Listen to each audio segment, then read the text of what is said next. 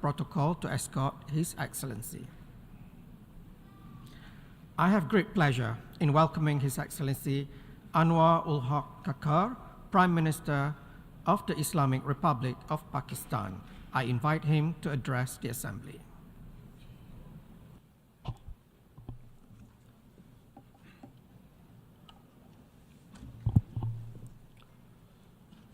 Bismillahir-Rahmanir-Rahim.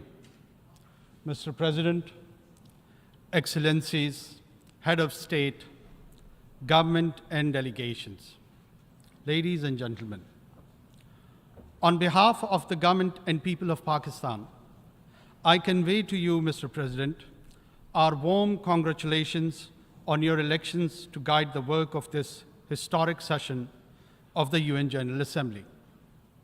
I'm confident that your vast diplomatic experience and the sunny disposition of your beautiful island country will enable you to steer this assembly to a most successful conclusion. Mr. President, we are meeting at a tense and pivotal moment in modern history. Conflicts rage in Ukraine and in 50 other places around the world. Tensions between the global powers have continued to escalate. We see the rise of new and old military and political blocs. Geopolitics is resurging when geoeconomics should have primacy in the world. The world cannot afford Cold War 2.0. There are far greater challenges confronting humankind which demand global cooperation and collective action. The world's economic prospects also appear gloomy. Global growth is slow. High interest rates could trigger a recession. A succession of exogenous shocks, COVID, conflict, and climate change have devastated the economies of many developing countries. Many countries of the global south have barely managed to stave off defaults. Poverty and hunger have grown, reversing the development gains of 3 decades. At yesterday's SDG summit, far-reaching commitments were made to implement the Sustainable Development Goals. We must ensure implementation of the SDG stimulus, the rechanneling of unused special drawing rights for development banks, and the resolution of the debt problems of the 59 countries in debt distress. Pakistan also looks forward to the fulfillment of the climate change commitments made at COP28 by the developed world to provide over $100 billion in annual climate finance, allocate at least half of such finance for adaptation in developing countries, operationalize the fund and funding arrangements for loss and damage, and accelerate their carbon emission. Mitigation targets to keep alive, the goal of restricting global warming to 1.5 degrees centigrade.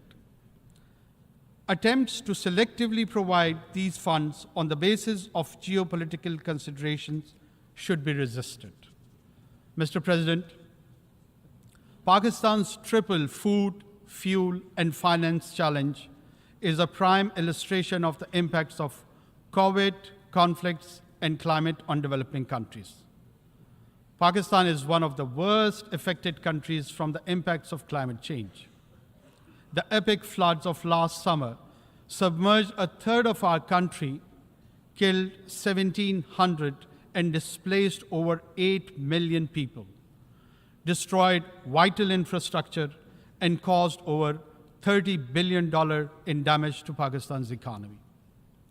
Pakistan is gratified by the commitment of over $10.5 billion for Pakistan's comprehensive plan for recovery, rehabilitation, and reconstruction with resilience.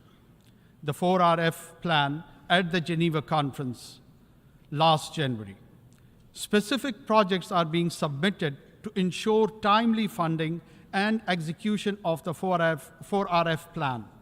I hope our development partners will accord priority to allocation of funds for our resilient recovery plan, which has been costed at $13 billion.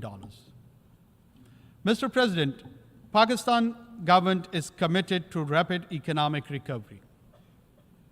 We will stabilize our foreign exchange reserves in our currency, expand domestic revenues, and most importantly, mobilize significant domestic and external investment.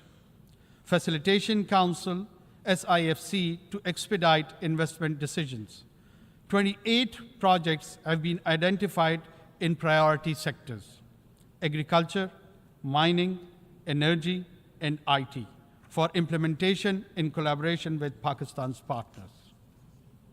Pakistan's long-term shift to geoeconomics is well underway. The second phase of the China-Pakistan Economic Corridor has been initiated, covering railway, infrastructure, and manufacturing projects. Pakistan also looks forward to the early implementation of the connectivity projects with Central Asia. Mr. President, development depends on peace. Pakistan is situated in one of the least economically integrated regions in the world. Pakistan believes that region develops together. Therefore, Pakistan desires peaceful and productive relations with all our neighbors, including India. Kashmir is the key to peace between Pakistan and India. The Jammu and Kashmir dispute is one of the oldest issues on the agenda of the Security Council. India has evaded implementation of the Security Council's resolutions, which call for the final disposition of Jammu and Kashmir to be decided by its people through UN-supervised plebiscite. Since 5th August 2019, India has deployed 900,000 troops in illegally occupied Jammu and Kashmir to impose the final solution for Kashmir. To this end, India has imposed extended lockdowns and curfews, jailed all genuine Kashmiri leaders, violently suppressed peaceful protests, resorted to extrajudicial killings of innocent Kashmiris in fake encounters, and so-called cordon and search operations, and imposed collective punishments destroying entire villages. Access to occupied Kashmir, demanded by the UN High Commission for Human Rights and over a dozen special rapporteurs, has been denied by New Delhi. Mr. President, the UN Security Council must secure the implementation of its resolution on Kashmir. The UN Military Observer Group for India and Pakistan should be reinforced. Global powers should convince New Delhi to accept Pakistan's offer of mutual restraint on strategic and conventional weapons. Mr. President, peace in Afghanistan is a strategic imperative for Pakistan.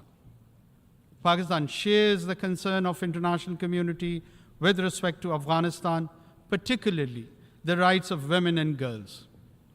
Yet we advocate continued humanitarian assistance to a destitute Afghan population, in which Afghan girls and women are the most vulnerable, as well as revival of the Afghan economy and implementation of the connectivity projects with Central Asia. Pakistan's first priority is to prevent and counter all terrorism from and within Afghanistan. Pakistan condemns the cross-border terrorist attacks against Pakistan by the TTP, Daesh, and other groups operating from Afghanistan. We have sought Kabul's support and cooperation to prevent these attacks. However, we are also taking necessary measures to end this externally encouraged terrorism. Mr. President, Pakistan welcomes the progress made towards ending the conflicts in Syria and Yemen. In particular, we warmly welcome the normalization of relations between the Kingdom of Saudi Arabia and the Islamic Republic of Iran. Unfortunately, the tragedy of Palestine continues. With Israeli military raids, airstrikes, expansion of settlements, and eviction of Palestinians, durable peace can be established only through a two-state solution and the establishment of a viable and contiguous Palestinian state within the pre-June 1967 borders, with Al-Quds al-Sharif as its capital. Mr. President, UN peacekeeping has been a success story.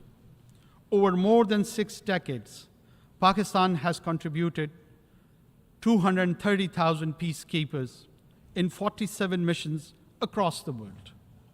Today, UN peacekeepers face complex and unprecedented challenges, especially from criminal and terrorist groups, as in the Sahel. We must ensure the safety and security of peacekeepers. Pakistan shall continue to work with the UN to develop the capabilities and more robust mandates required for successful enforcement actions by UN and international forces where needed. Mr. President, we must counter all terrorists without discrimination, including the rising threat posed by far-right extremist and fascist groups, such as Hindutva-inspired extremists threatening genocide against India's Muslims and Christians alike. We also need to oppose state terrorism, address the root cause of terrorism, such as poverty, injustice, and foreign occupation, and distinguish genuine freedom struggles from terrorism. Pakistan prospers the creation of a committee of the General Assembly to oversee the balanced implementation of all 4 pillars of the global counter-terrorism strategy. Mr. President, our progress based on rich history of cooperation, understanding, exchange, and synthesis of ideas among civilization is impearled today. The narratives advocating a clash of civilization have done considerable harm to humanity's progress. Such ideas have done considerable harm to humanity's progress. Such ideas have bred extremism, hatred, and religious intolerance, including Islamophobia. Make no mistake, it's a latent threat that undermines millennia of progress. We need to cherish and celebrate our diversity and different ways of life. Mutual respect, sanctity of religious symbols, scriptures, and personage should be ensured. While Islamophobia is an age-old phenomenon, however, after the 9/11 terrorist attacks, it has assumed epidemic proportions, as manifested in the negative profiling of Muslims and attacks on Islamic sites and symbols, such as the recent public burnings of the Holy Quran. Last year, this Assembly adopted a resolution proposed by Pakistan on behalf of the OIC, declaring 15th March as the International Day to Combat Islamophobia. Earlier this year, the Human Rights Council adopted an OIC resolution submitted by Pakistan urging states to outlaw the burning of the Holy Quran and similar provocations. We welcome the legislation initiated by Denmark and contemplated by Sweden towards this end. Pakistan and the OIC countries will propose further steps to combat Islamophobia, including the appointment of a special envoy, creation of an Islamophobia data center, legal assistance to victims, and an accountability process to punish Islamophobic crimes. Mr. President, the complex global and regional challenges that the world faces today can be best addressed through effective multilateralism within the framework of the United Nations. However, multilateralism is being eschewed due to the unilateral policies of and strategic rivalry and tensions between global powers. Pakistan will continue to work actively to strengthen multilateral institutions and enhance global cooperation. Pakistan looks forward to continuing negotiation on the scope and elements of the Summit of the Future and the Pact for the Future, building on the convergence that emerged in earlier consultations. The summit's preparatory process must not disrupt existing negotiating processes such as the intergovernmental negotiations on the reform of the Security Council. Mr. President, Pakistan does not believe in elitism. With the Committee of Nations, the UN Charter principles of equality and sovereignty must be preserved in the interest of global peace and prosperity. Pakistan believes that additional permanent members to the Security Council will further erode its credibility and legitimacy. The widest possible agreement can be best achieved on the basis of the Uniting for Consensus Group's proposal for expansion of the Council only in the non-permanent category, with provision for a limited number of long-term seats.